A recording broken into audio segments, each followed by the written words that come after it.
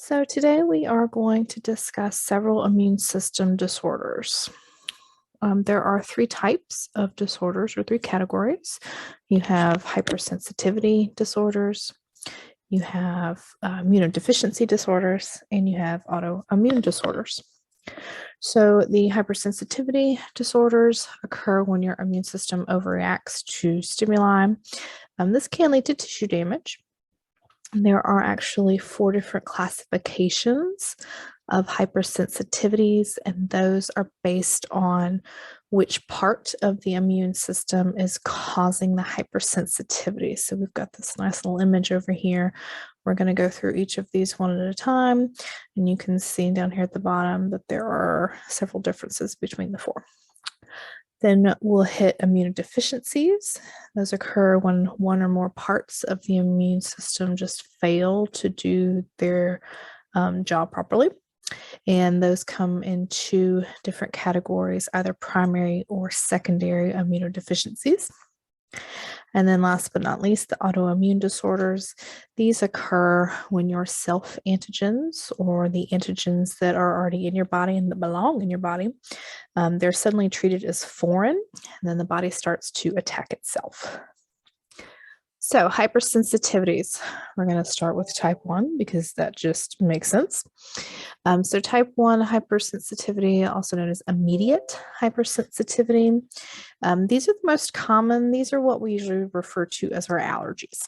Okay, so your body is reacting to foreign antigens, also known as allergens. And these are things that most of us are familiar with: pollen, dust, peanuts, shellfish, but people can be allergic to almost anything. I know somebody who's allergic to chocolate, literally allergic to chocolate. So what happens when you are exposed to these allergens? You have these inflammatory mediators, histamine, leukotriene, prostaglandins.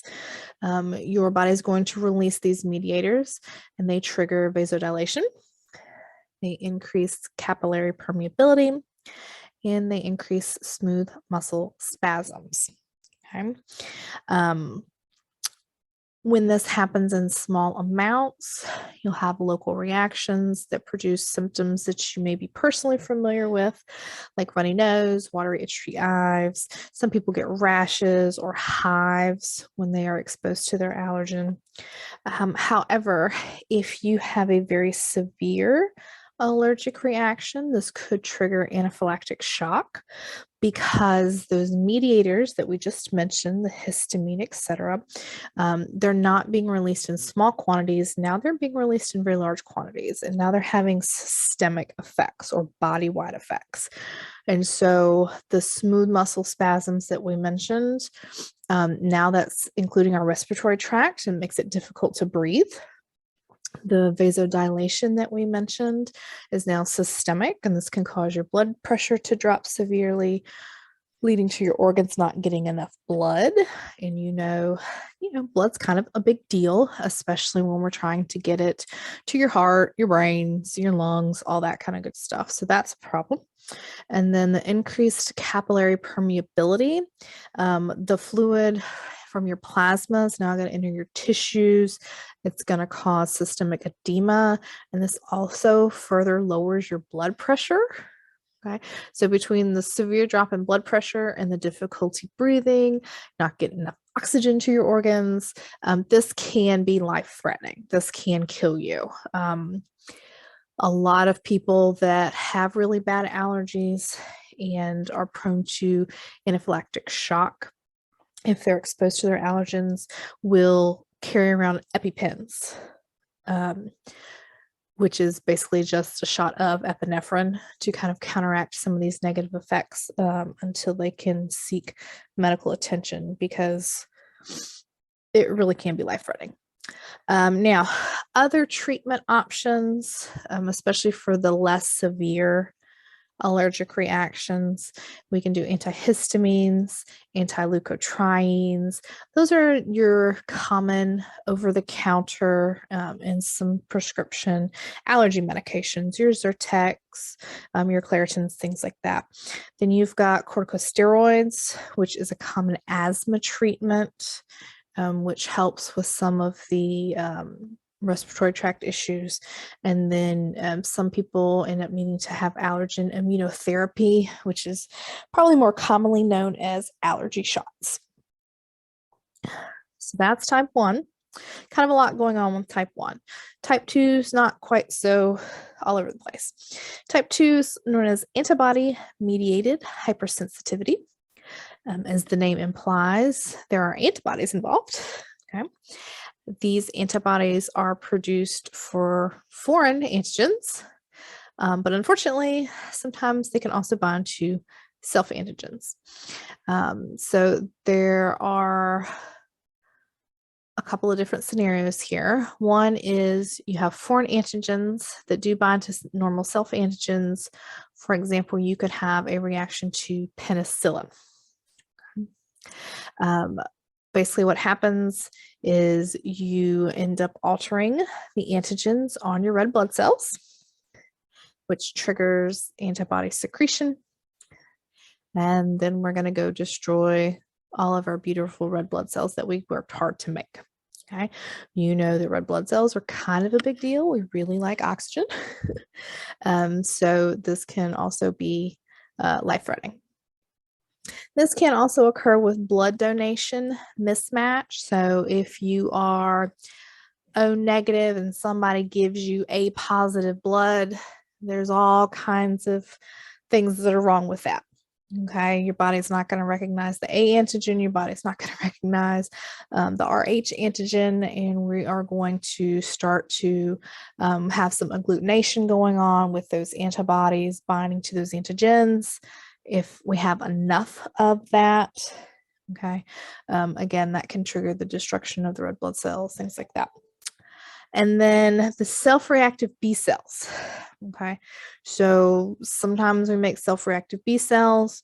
Usually we would destroy those in the bone marrow. They wouldn't be good quality cells.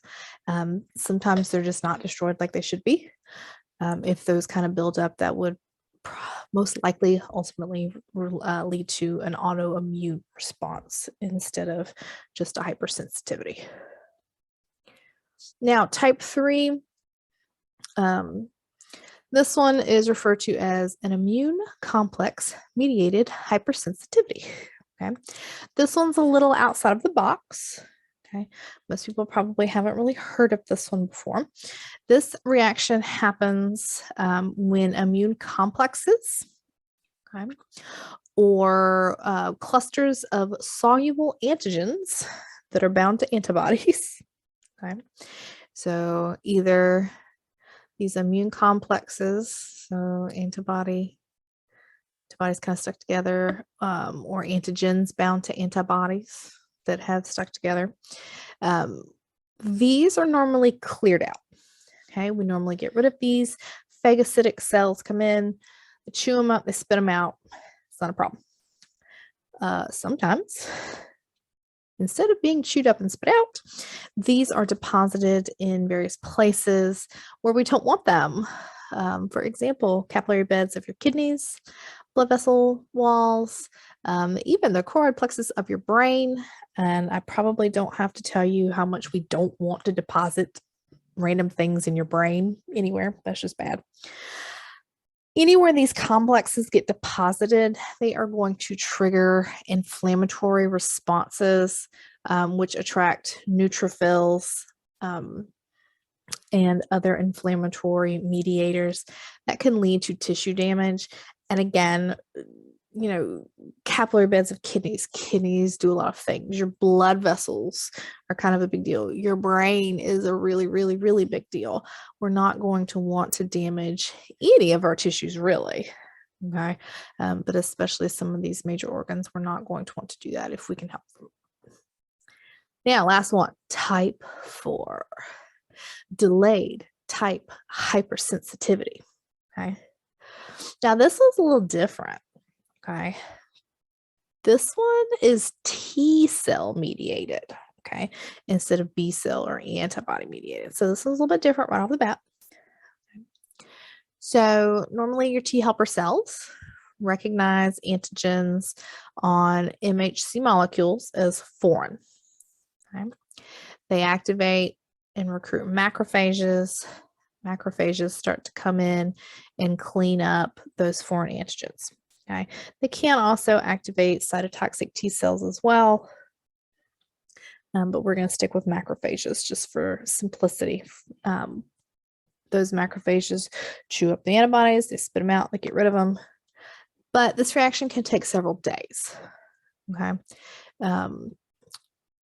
Two examples, contact dermatitis. A lot of people have heard of contact dermatitis. Leads to like itchy, painfulish rash. You get this from things like poison ivy, poison oak, maybe soaps, detergents. So dermatitis, so skin, anything that you expose your skin to that kind of just leads to that negative reaction. And then you have tuberculosis. We don't really hear a whole lot about tuberculosis anymore. It is caused by a mycobacterium. We don't hear about it a whole lot, except if you work in the healthcare field, you probably once a year have to get a PPD test, which is also referred to as a Mantoux test. If you have never in your life had a PPD test, they basically inject you with a little bit of this antigen, and they put a circle around it so they can remember where they stabbed you. And then you have to go back a little while later, a day or two later, I think. And if your injection spot now has like a raised bump on it, then that's considered a positive reaction. And so you have been exposed to the tuberculosis antigen at some point. If your injection spot is still just flat, then would they consider that like a negative test?